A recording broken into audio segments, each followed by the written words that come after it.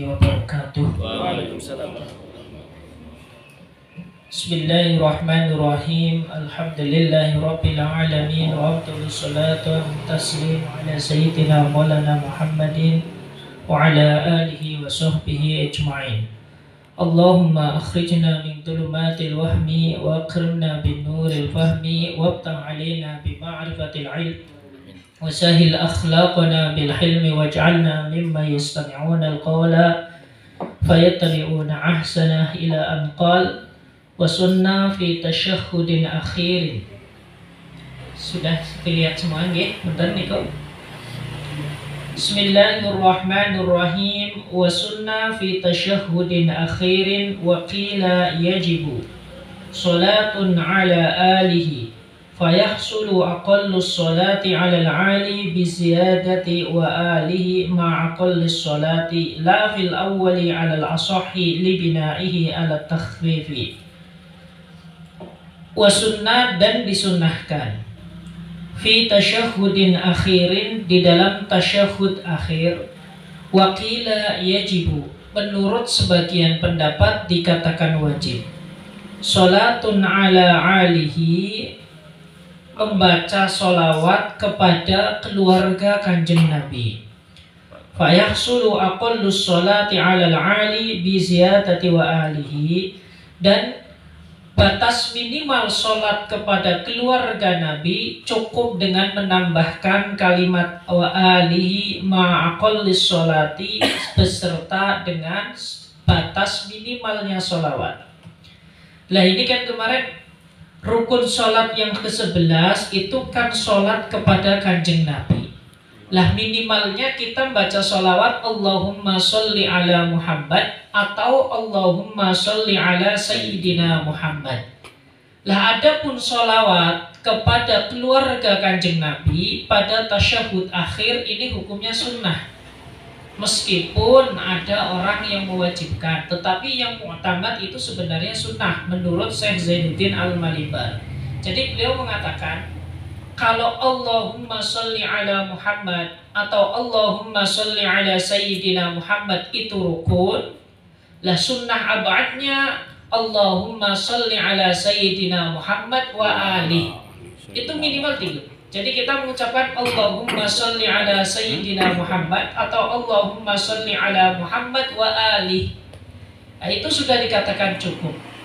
Dan ini sudah mendapatkan kesunahan. Ini maksud fayahsulu aqallus sholati ala al-ali bi ziyadati wa ali. Meskipun secara bahasa yang bagus itu Allahumma sholli ala Muhammad wa ala ali Muhammad. Ini yang bagus. Kenapa? Karena mengatopkan kepada sesuatu yang dibaca jer dengan menggunakan huruf jer, maka lebih baik huruf jernya itu harus diulang. Ini akan jauh lebih sempurna. Lemah kalau secara bahasa kalau kita mengatakan Allahumma sholli ala Muhammad wa ali. Yang lebih tepat Allahumma sholli ala Sayyidina Muhammad wa ala ali Sayyidina Muhammad. Itu secara bahasa jauh lebih baik daripada wa ali.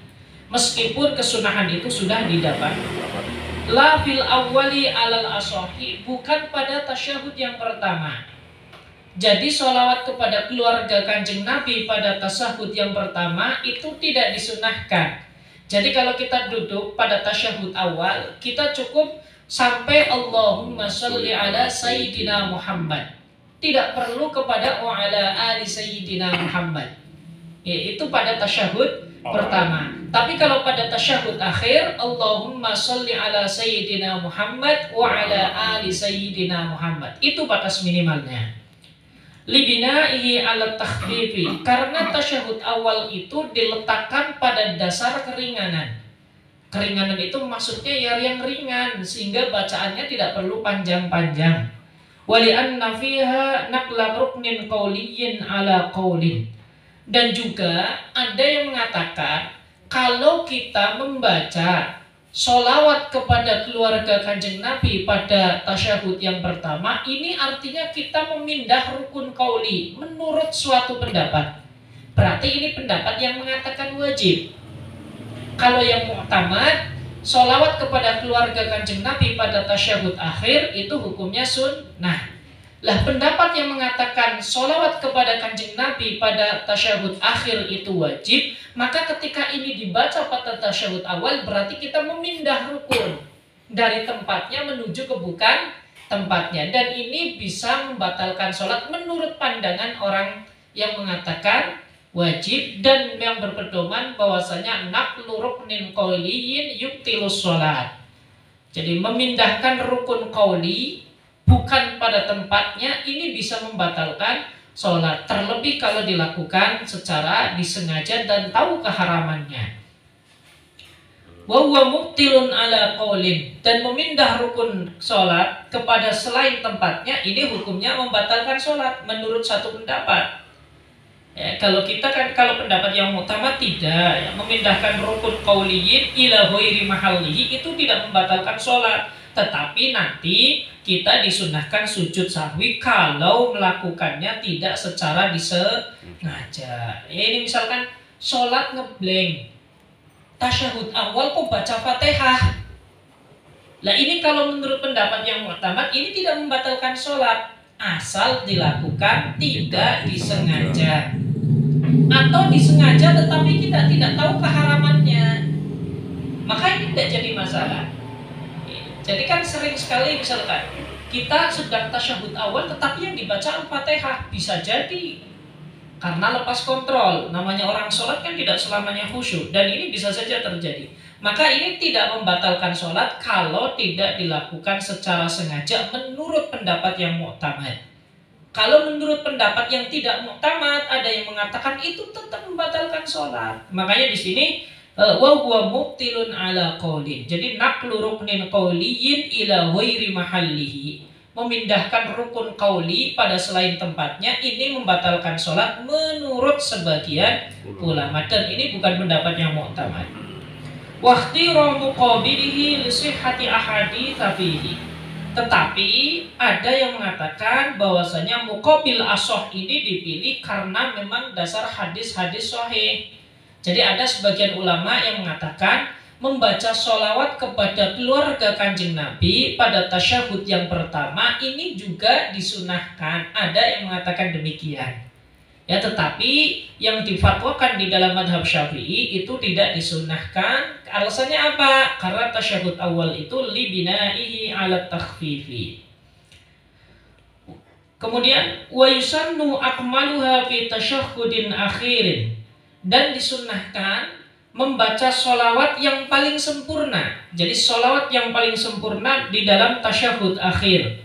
Jadi ini kesempurnaan ini ditekankan pada tasyahud akhir. Kalau tasyahud awal itu tidak ditekankan untuk membaca sholawat secara sempurna. Kenapa? Karena tadi libinaihi ala takhfif. Wa huwa Allahumma sholli ala Muhammad wa ala ali Muhammad kama shallaita ala Ibrahim wa ala ali Ibrahim wa barik ala Muhammad wa ala ali Muhammad kama barakta ala Ibrahim wa ala ali Ibrahim innaka Hamidum Majid. Nah, ini adalah redaksi yang sempurnanya itu demikian. Jadi Allahumma sholli ala Muhammad atau Allahumma sholli ala Sayyidina Muhammad wa ala ali Muhammad atau wa ala ali Sayyidina Muhammad kama shallaita ala Ibrahim wa ala ali Sayyidina Ibrahim wa barik ala Sayyidina Muhammad wa ala ali Sayyidina Muhammad kama barakta ala Sayyidina Ibrahim wa ala ali Sayyidina Ibrahim innaka Hamidum Majid. Kemudian wassalamu, dan juga disunnahkan membaca salam. Jadi bagusnya Allahumma sholli wa sallim ala Sayyidina Muhammad, ini juga disunnahkan. Taqaddama fit tasyahudi, sebagaimana dijelaskan di dalam tasyahud. Falaisa huna ibradus sholati anhu, maka di dalam masalah ini ya tidak boleh atau tidak disunnahkan kita menunggalkan sholawat tanpa ada salam. Jadi kita baca Allahumma sholli ala Sayyidina Muhammad itu pulang sempurna. Bagusnya Allahumma sholli wa sallim ala Sayyidina Muhammad.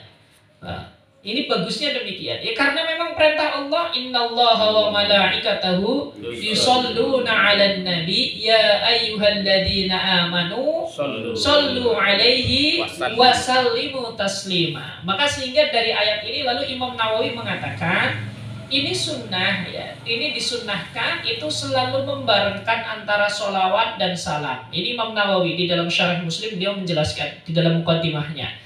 Bagusnya kalau membaca sholawat itu ya ditambahi wasallam. Jadi Allahumma sholli wa sallim ala sayyidina Muhammad atau sallallahu ala sayyidina Muhammad wa ala alihi wa sahbihi wasallam. Jadi ini dua ya.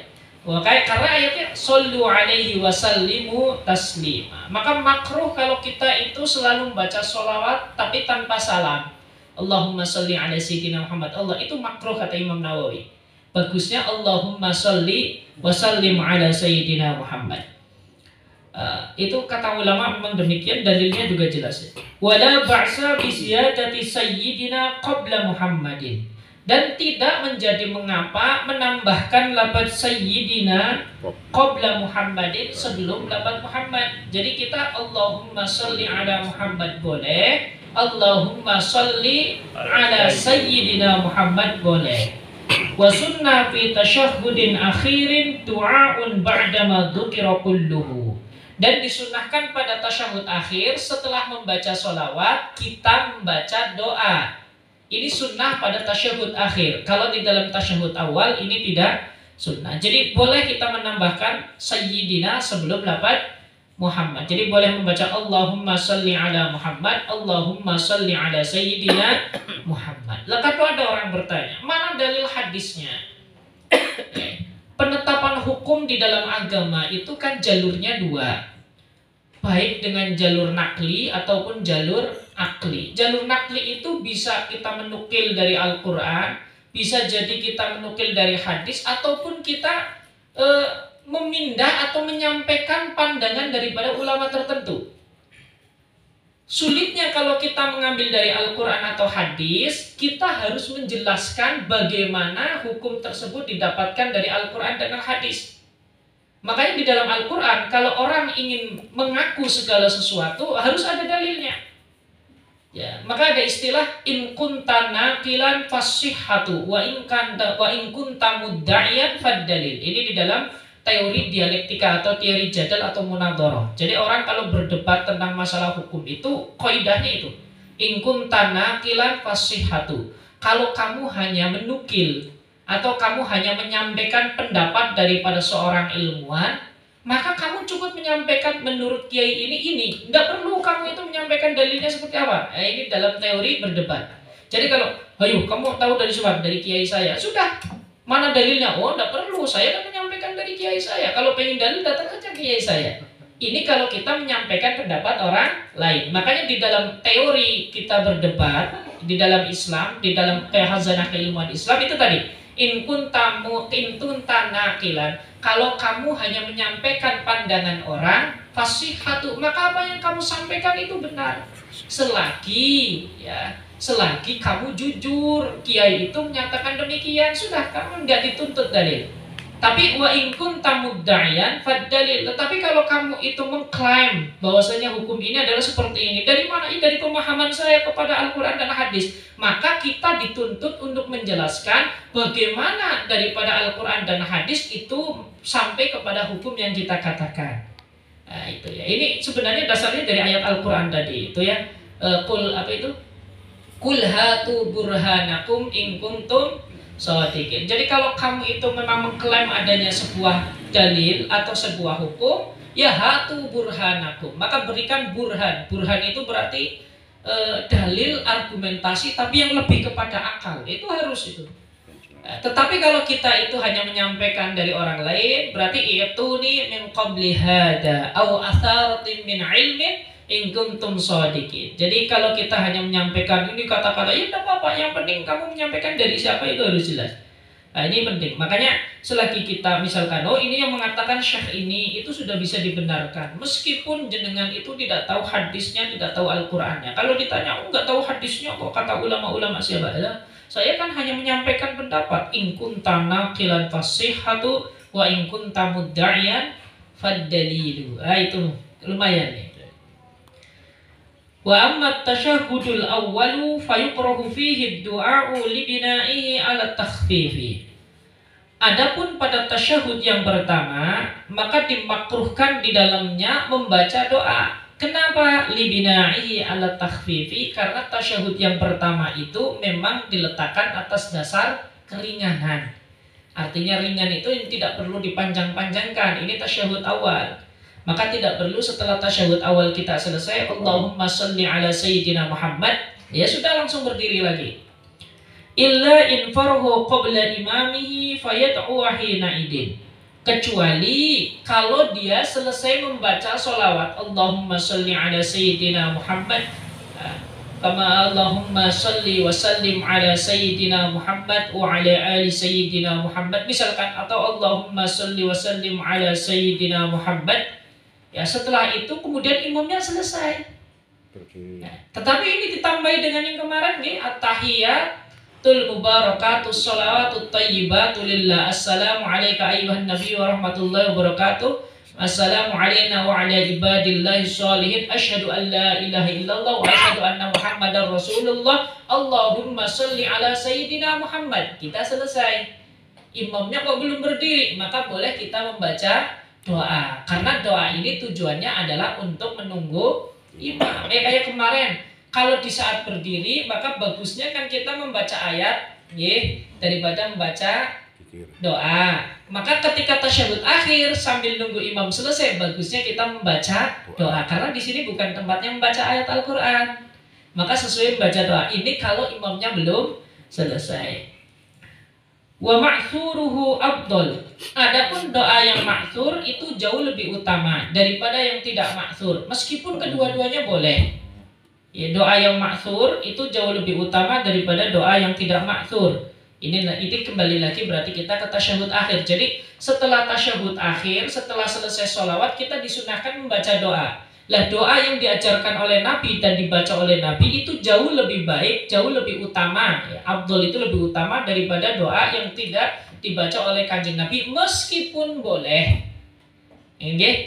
Jadi membaca doa yang diajarkan oleh Nabi itu jauh lebih utama daripada doa yang tidak diajarkan oleh Kanjeng Nabi, meskipun kedua-duanya boleh. Jadi perbedaannya hanya dari segi keutamaan saja. Wa aqaduhu ma'ujabahu ba'dul ulama'i. Adapun yang paling utama lagi, yang paling diutamakan lagi adalah doa yang diwajibkan oleh sebagian ulama. Wa huwa Allahumma inni a'udzubika min adzabil qabri wa min adzabin nar wa min fitnatil mahya wa mamat wa min fitnatil masiihid dajjal. Yaitu doa Allahumma inni a'udzubika min adzabil qabri wa min adabin nar wa min fitnatil mahya wa mamat wa min fitnahil masiihid dajjal. Nah, ini doanya. Allahumma ya Allah, inni a'udzubika, sungguh kami berlindung kepada Engkau, min adabil qabri, dari siksa kubur, wa min adabin nar, dan siksa neraka, wa min fitnatil mahya wa mamat, dan dari fitnah hidup dan mati. Maksudnya ujian ketika hidup dan ujian ketika mati. Wa min fitnahil masiihid dajjal, dan nanti ujian daripada masiihid dajjal. Wa yukrahu tarkuhu, dan makruh meninggalkan doa ini. Jadi kalau sudah Allahumma sholli ala sayyidina Muhammad wa ali sayyidina Muhammad, baca doa ini. Allahumma inni a'udzubika min adzabil qabri wa min adzabin nar wa min fitnatil mahya wa mamat wa min fitnatil masiihid dajjal. Makruh kalau doa ini ditinggal. Wa minhu, dan di antara doa yang diajarkan Kanjeng Nabi, Allahumma firli ma qaddamtu wa ma akhartu wa ma asrartu wa ma a'lantu wa ma asraftu wa ma anta a'lamu bihi minni, antal muqaddim wa antal muakhir, la ilaha illa ant. Rawahu Muslim.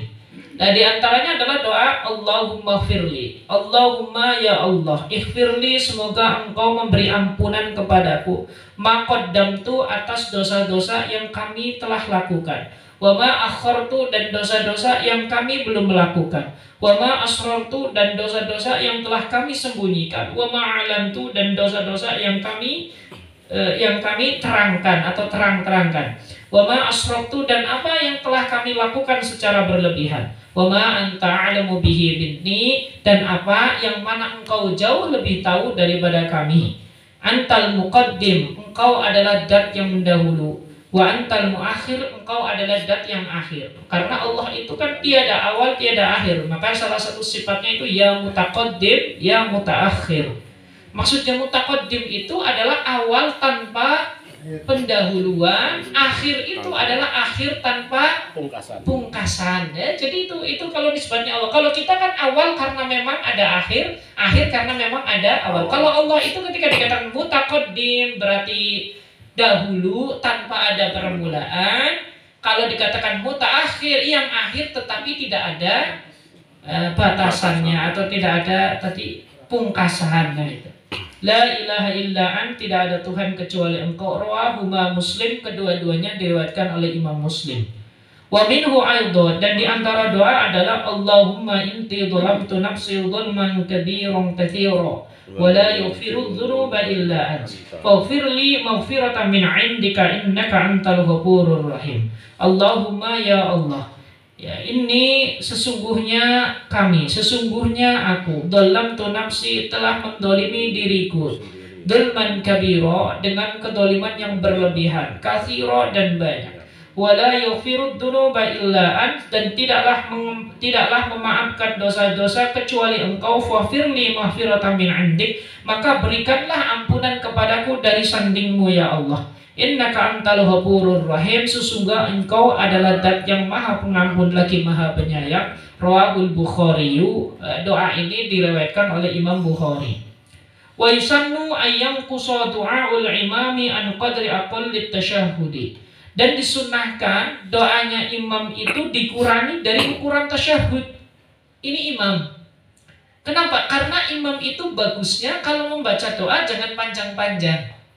Ya, supaya apa? Ya kemarin sama seperti imam membaca surat, ya lihat dulu yang di belakang makmumnya siapa. Maka ini berlaku di dalam segala aktivitas sholat.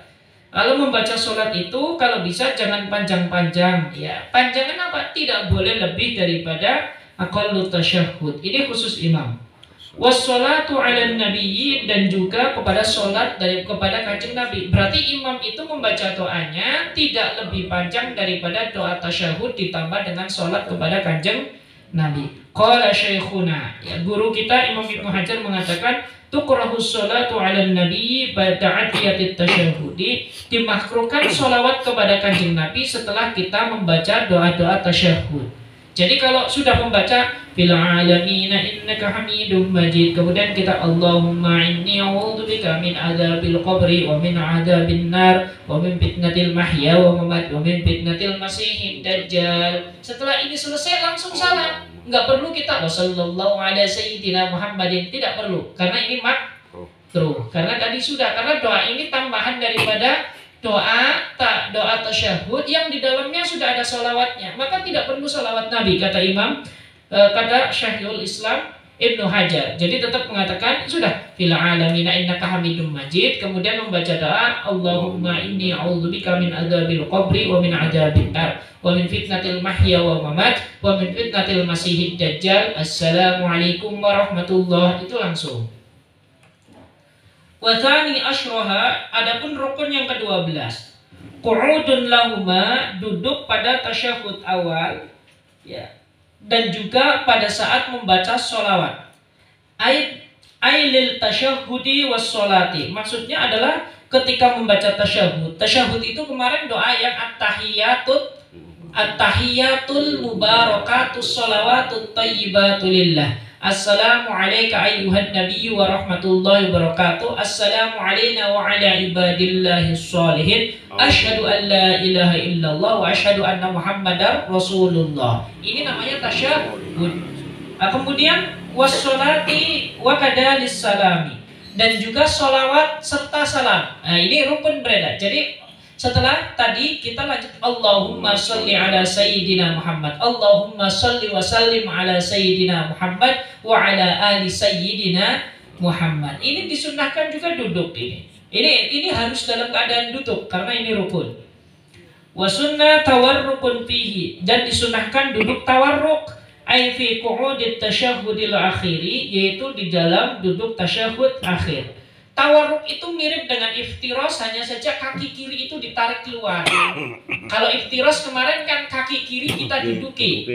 Nah, kalau tawarruk ini kaki kiri kita keluarkan sehingga kita duduknya bukan pada telapak kaki kiri lagi, tetapi kita duduknya di lantai. Itu namanya tawarruk. Jadi istilahnya ini tawarruk. Nah, ini memang hadisnya hadis riwayat Muslim, Bukhari Muslim semua ini.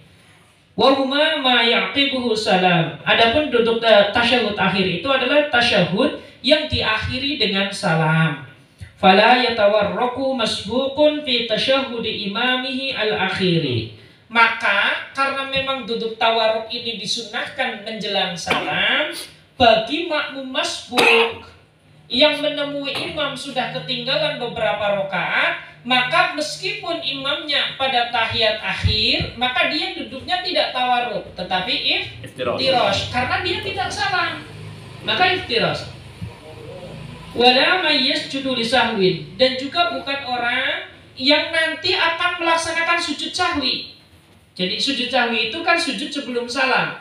Kalau kita mau melaksanakan sujud sahwi, maka di tahiyat akhir kita duduk kita jangan tawarruk, tapi duduk kita pakainya iftirosh. Pokoknya duduk tawarruk itu disunahkan manakala kita setelah membaca sholawat, setelah membaca tasyahud, membaca sholawat, kita langsung salam. Kalau tidak langsung salam, kalau misalkan nanti akan duduk tasyahud, akan sujud sahwi, ataupun kita tidak salam, kita hanya mengikuti imam yang akan salam, maka kita disunahkan duduknya adalah duduk iftirosh. Wa huwa kal iftirashi lakin yukhrij yusrahu min jihati yumnahu wa yulsiku warikahu. Nah, ini mirip seperti duduk iftirosh, hanya saja kaki kirinya nanti dikeluarkan. Wa yulsiku warikahu, dan menempelkan pantatnya dengan tanah bil ordi. Wa wad'u yadayhi fi qu'udi tasyahhudaihi ala tarfi rukbataihi, dan meletakkan kedua tangannya pada saat tasyahud awal dan tasyahud akhir pada ujung lututnya. Kemarin saya terangkan, bihaitsu tusamithu ru'usul asabihi, sekiranya lurus dengan ujung daripada jari. Ya, jadi ini kalau kita duduk, misalkan ini kaki kita taruh di sini, ya, jadi lurus sini ya. Tusamithu itu semacam ini, enggak boleh gini, ini, tetapi di atas lurus. Di semacam ini. Kemudian nashiran asabi'ahu yusrahu, dengan mengerenggangkan jari-jari tangan kiri. Ini jari, kalau tangan kirinya jarinya semacam ini taruh di atas lutut. Ini tangan kirinya semacam ini. Ma'adhammin laha, dengan mengumpulkan. Domun itu semacam ini. Qabdun itu semacam ini. Kalau domun semacam ini ya. Jadi jangan kayak gini. Nah, tetapi macam ini jangan ngepel. Ini tangan kiri. Nanti ujung jari ini lurus dengan ujung dengkul. Apa itu tadi? Lutut itu ya. Nah, itu semacam ini. Wa qabidun asabi'ahu yumnahu illal musabbihata bikasril ba'i, dan menggenggam. Domun itu semacam ini, kalau qabidun itu semacam ini. Ya, jadi tangan kanan digenggam kecuali dari telunjuk. Kalau jari telunjuk biarkan saja. Nah, okay. Membuat angka 53 yang kemarin saya katakan. Jadi semacam ini. Nah, ini taruh di atas kaki, di atas lutut kanan, semacam ini kemarin. Ya, jadi panjenengan ini sunnah semikian. Ya, jangan kayak gini tangan kanan, tetapi sejak awal sudah semacam ini. Kalau tangan kiri dhammul asabi'ahu, kemudian kalau tangan kanan qabdul asabi'ahu illal musabbihata. Jadi tangannya itu membuat semacam ini kecuali jari ini tidak. Bukan begini mau berantem. Bukan, tapi ini. Nah, kemudian wahiyallati talil ibham, yaitu jari yang menyandingi jari ibu jari, ini namanya musabbihah. Fayursilaha, maka dilepaskan. Wa sunna rabbuha ail musabbihata ma'imalatiha qalilan, dan disunnahkan mengangkat jari telunjuk ma'imalatiha qalilan, sedikit miring ke bawah, inda hamzati illallahu lil ittiba, ketika sampai kepada hamzah lafaz illallah. Jadi nanti ketika Asyhadu an la ilaha illallah. Itu semacam, jangan terlalu ke atas. Ini ma'ilan semacam ini ya. Asyhadu an la ilaha illallah. Itu semacam ini. Jadi ma'ilan itu agak sedikit ke bawah, tapi ya jangan ke atas sekali. Lurus biar ke kiblat ujungnya ini.